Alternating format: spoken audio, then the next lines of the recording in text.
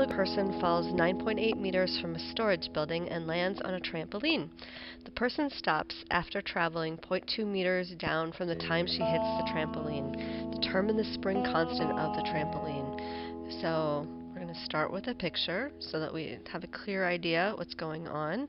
So I've got a building, and the person is landing on a trampoline, and there's 9.8 meters to hit the surface of the trampoline, and then the trampoline, I know this scale is off, then goes down 0.2 meters more when the person lands on it. So there's a person jumping off and landing on the trampoline.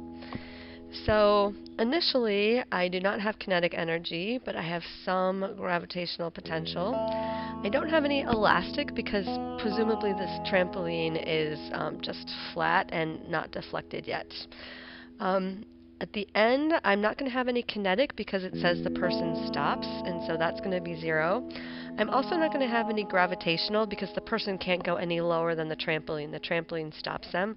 But I am going to have elastic, and friction's not mentioned, and so don't bring it up. So I know that these are going to be equal amounts because that's all I have is potential, gravitational potential going to elastic potential. My system is going to be the person, it's going to be the earth, and it's going to be the trampoline. So I can put the earth in here and then draw a box around my system. And I have to worry about whether or not the earth is included whenever I'm having vertical motion.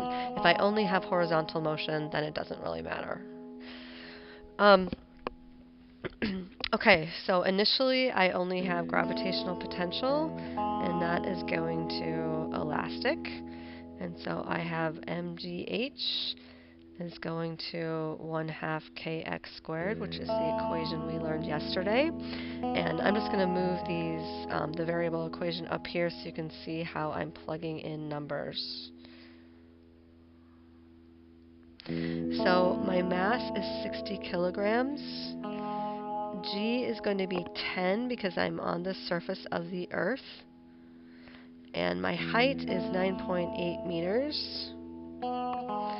And then I've got 1/2, k is what I'm looking for, and x squared is 0.2 meters. Now, you may wonder, why don't I account for the 0.2 meters in gravitational potential afterwards?